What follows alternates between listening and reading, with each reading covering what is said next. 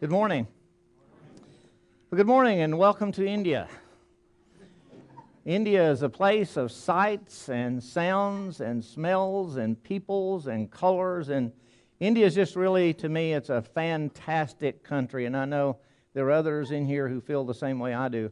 I would hope, I know it may not happen, but I would hope that sometime in your lifetime that you'd be able to take a trip to India. There are those here that, so how many of you have been to India? Let's see in here. So we have, more than half a dozen that have been in India.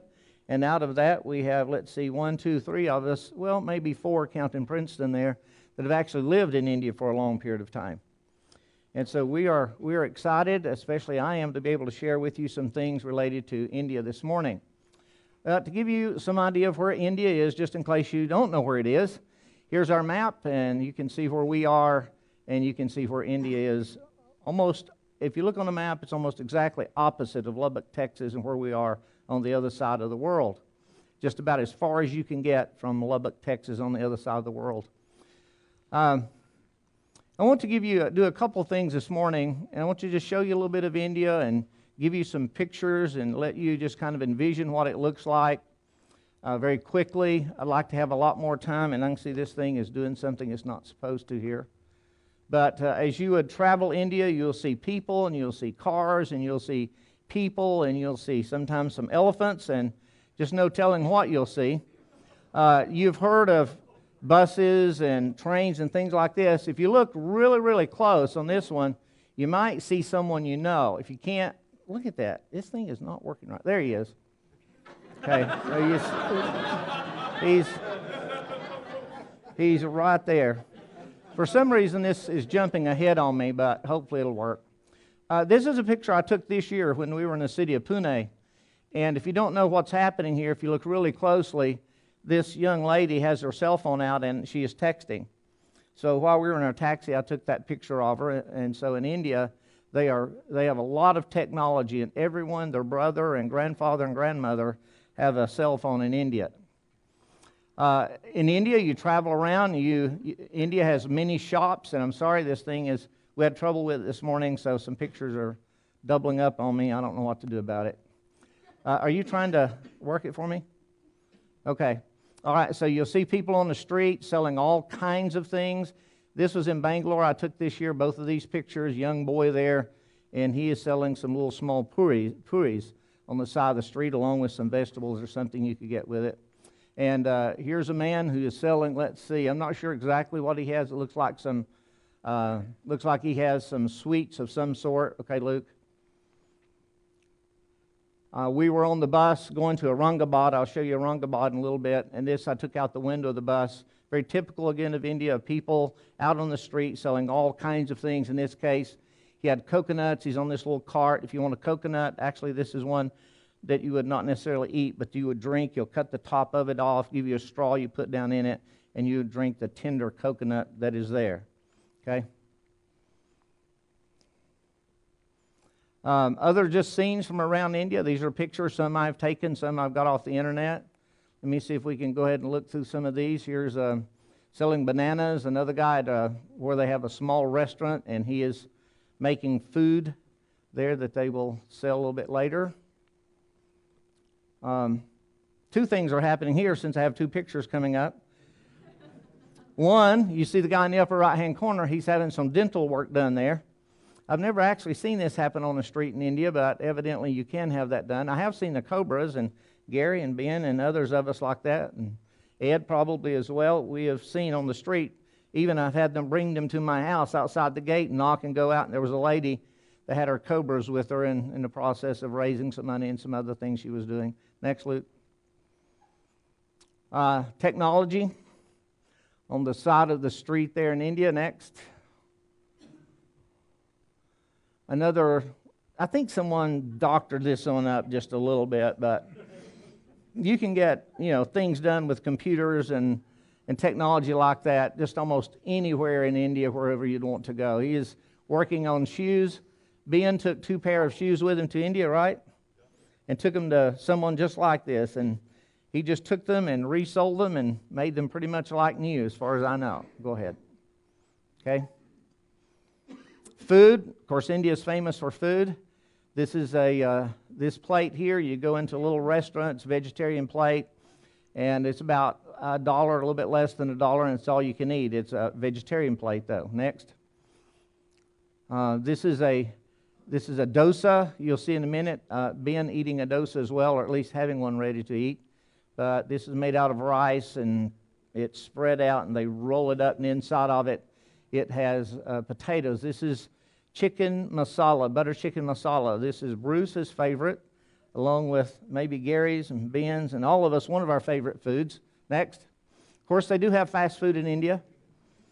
You can see the chicken Maharaja Mac. They do have McDonald's in India, but they do not sell beef in the restaurants. So the restaurants have, as you can see, they have chicken, and they have fish. They have fast food and have faster food. Let's see if it works, Luke.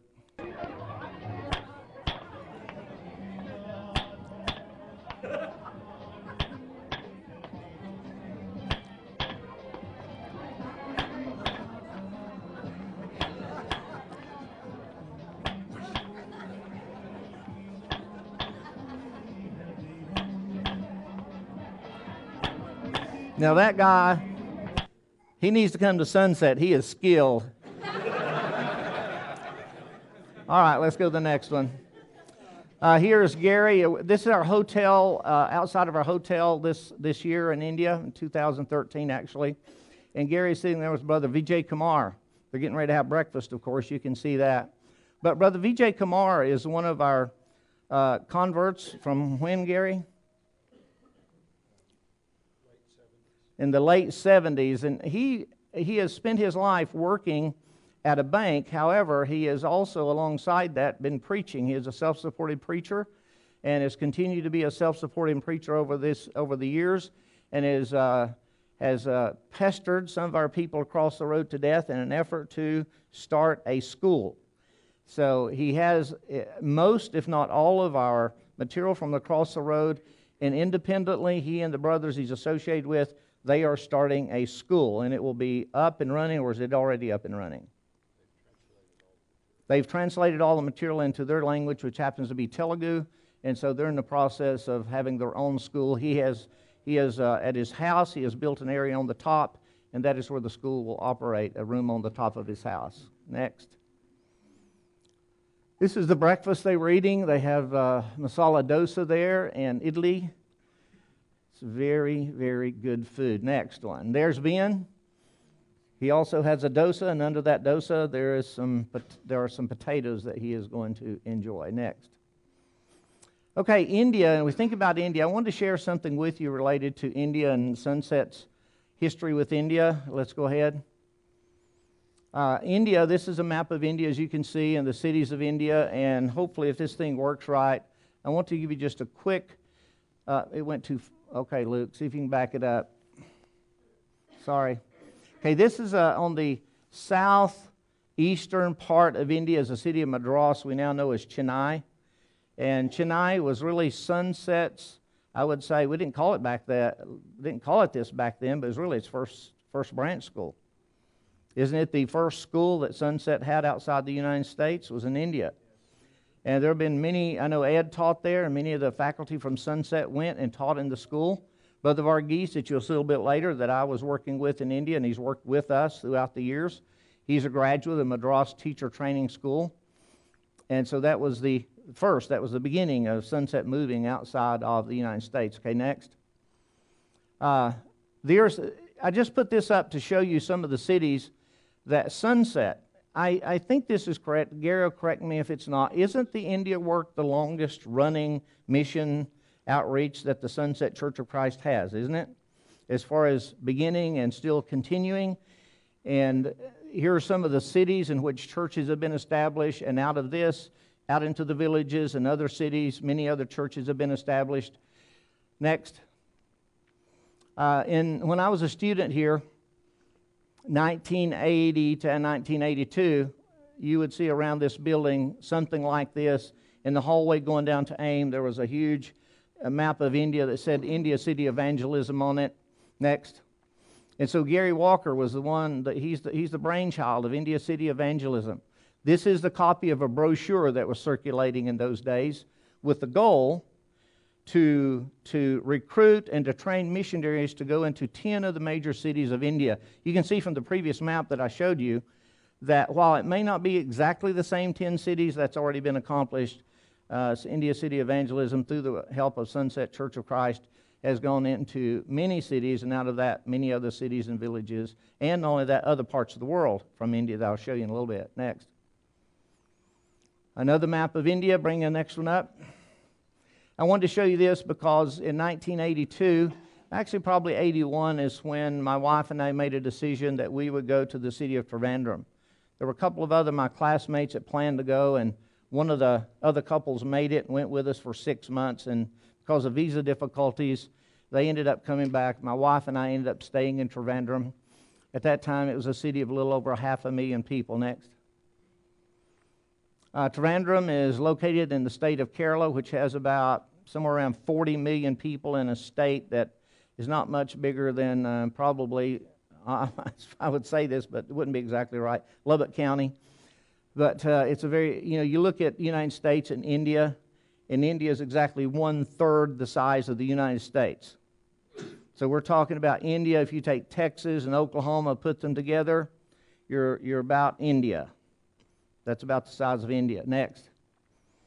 And so Trivandrum, part of what we did in Trivandrum, or the India City Evangelism Program did in those days when we selected the city, we would go in and put up advertisement. We put up about 5,000 of these wall posters you're seeing, and this is from Trivandrum back in probably 1982. First campaign we had in Trivandrum. Next.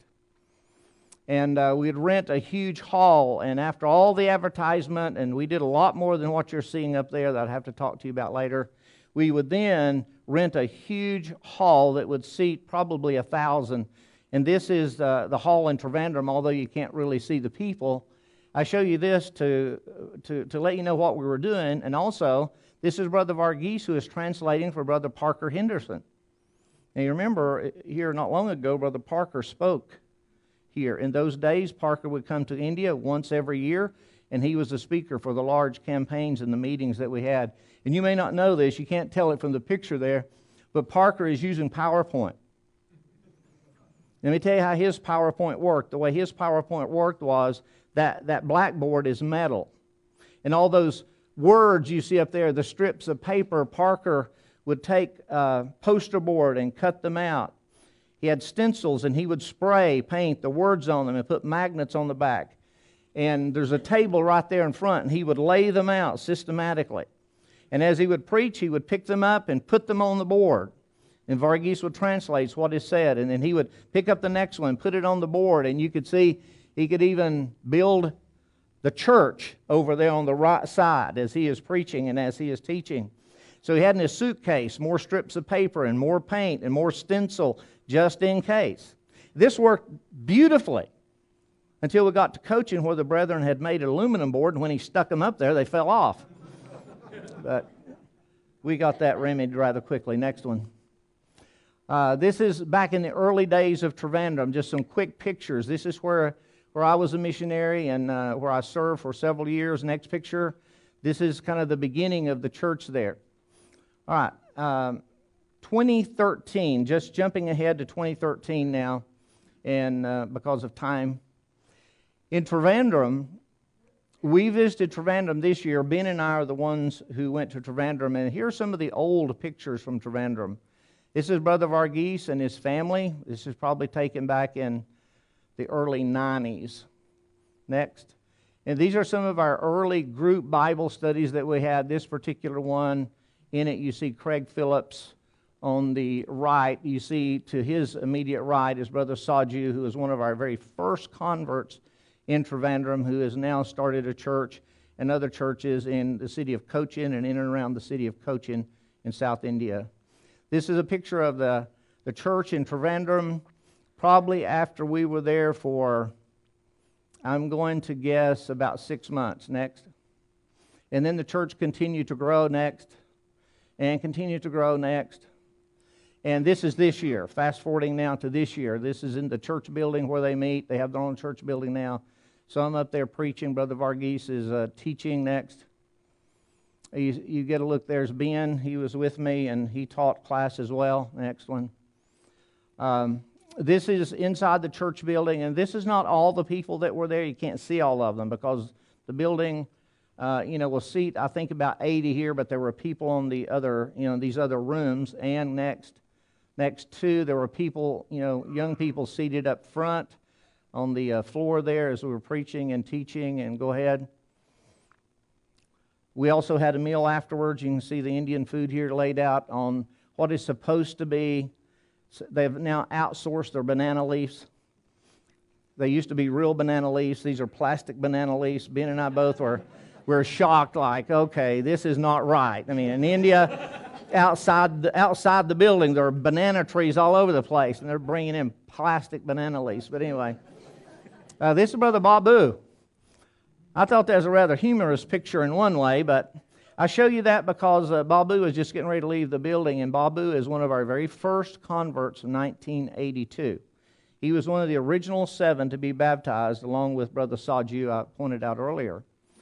Babu at that time was Catholic, and he was working with some of the youth associated with the Catholic Church. And in those days, as I told you, we handed out not only we put up the posters on the wall, but we had banners across the road.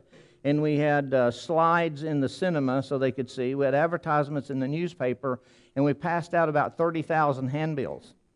We had sent to the Catholic Church asking the priest to hand out these handbills. We'd sent him a whole pack of them. Well, he handed them out all right. He threw them in the wastebasket.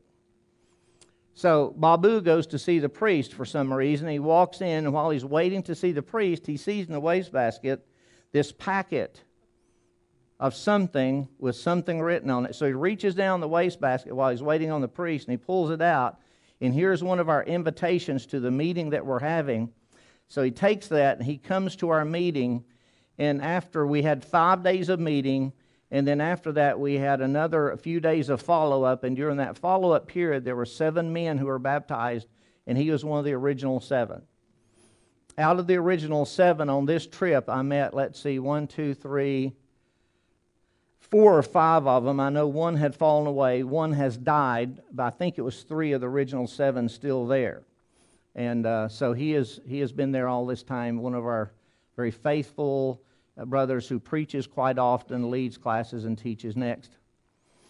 This is Brother Varghese with me seated beside him this year. He is the one that I told you is a graduate of our teacher training program, studied under Ed and others.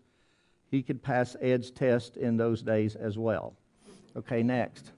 This is Brother Varghese's daughter and her husband, Aji.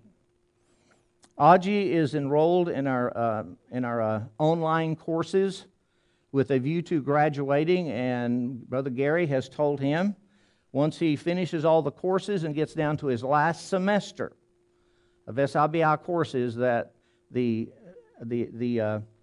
India City Evangelism Program will bring he and his wife here to finish up that last semester here.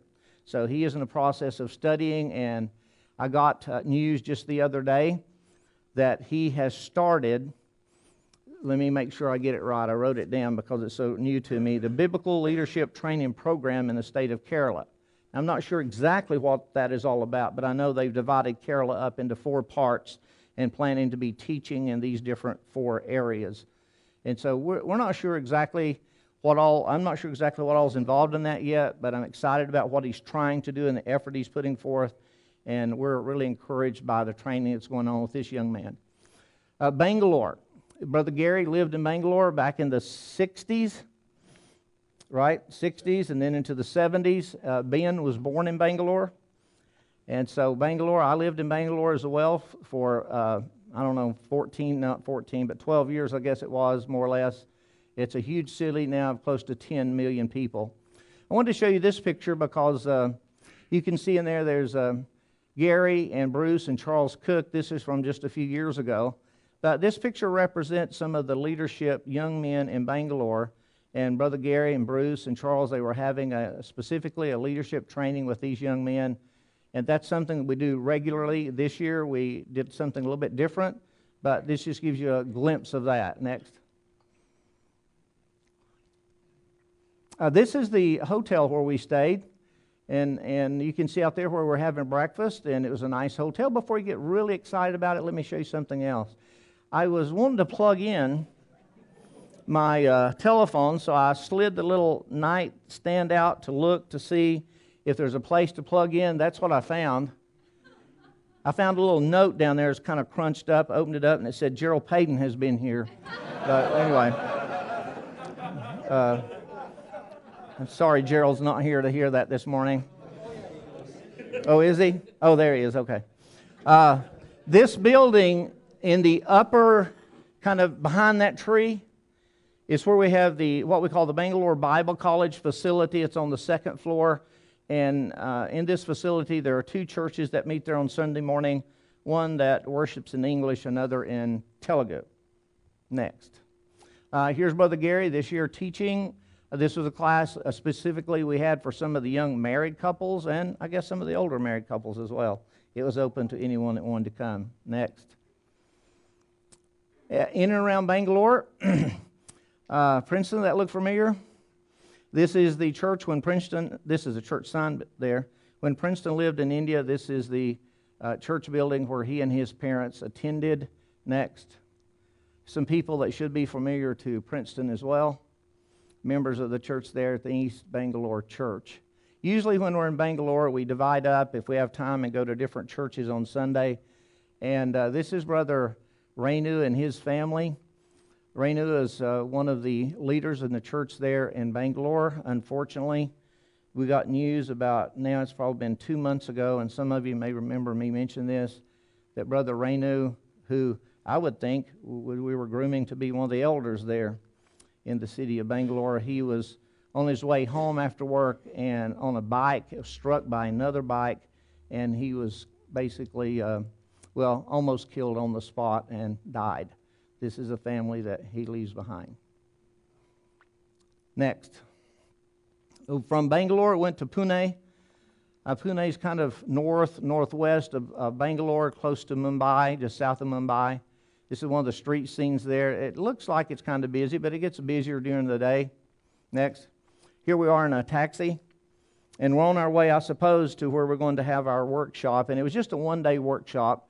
The main thing we were planning for this year would be up in Aurangabad, but here we are on our way.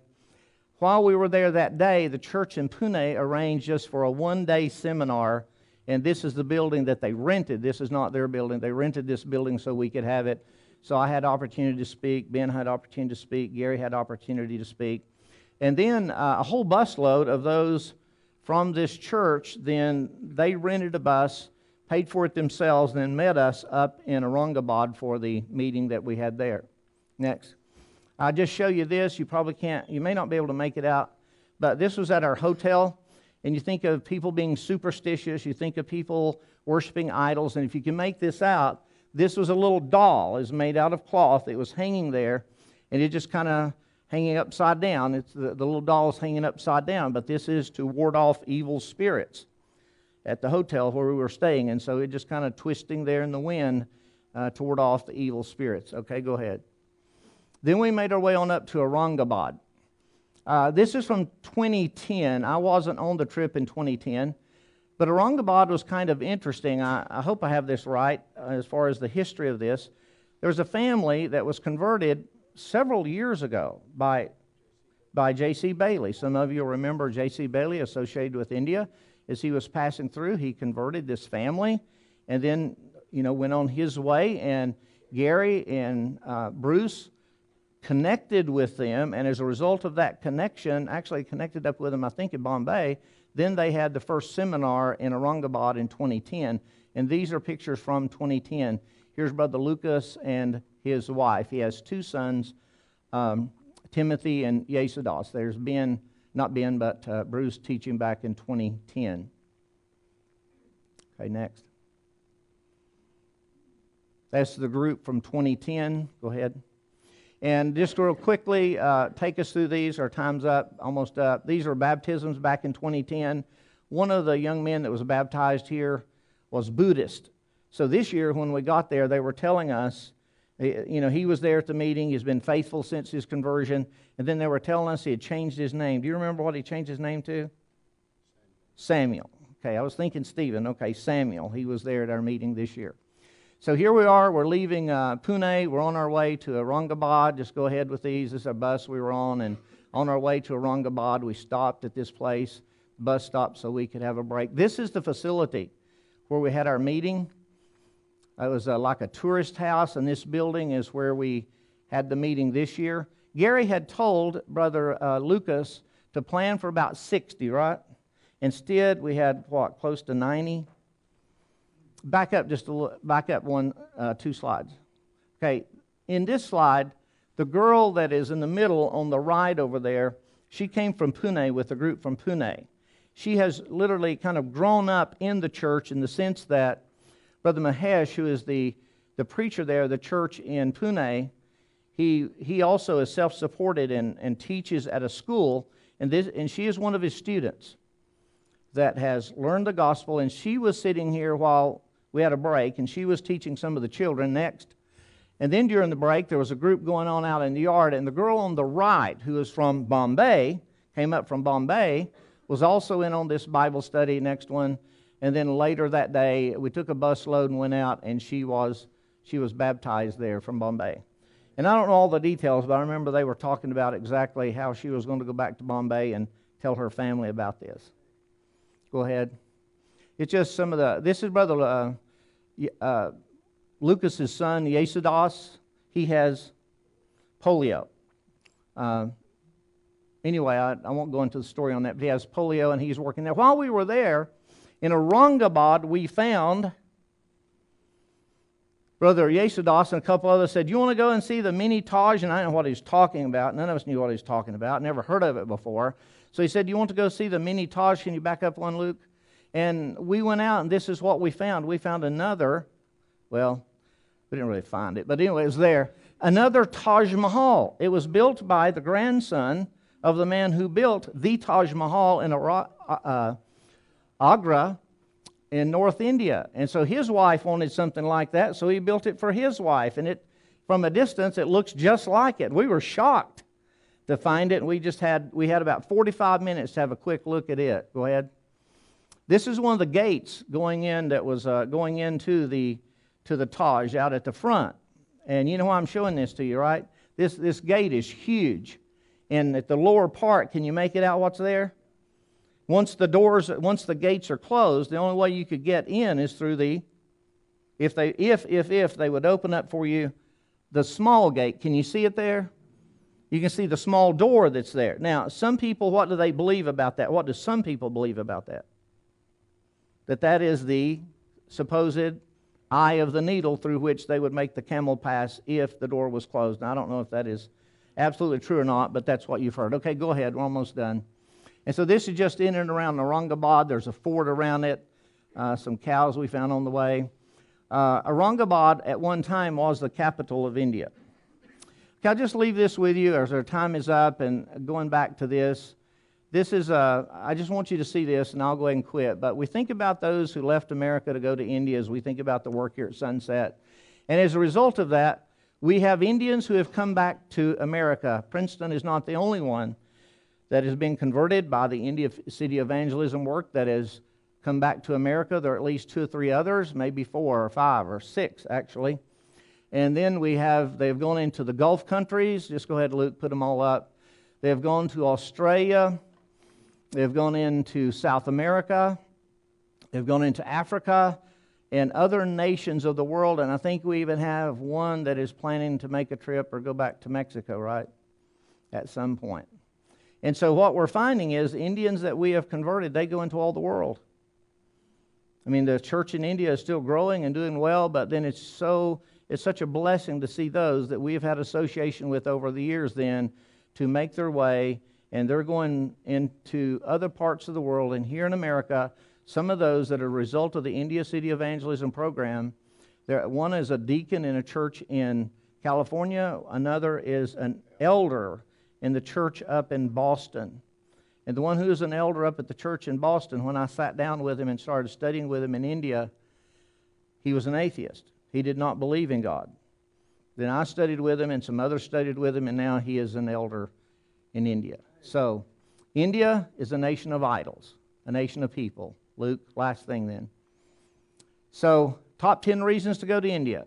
Number 1, people. Number 2, multitudes of people who are lost. Number 3, they already have a spiritual mindset. You can see that as you travel through India. It's everywhere.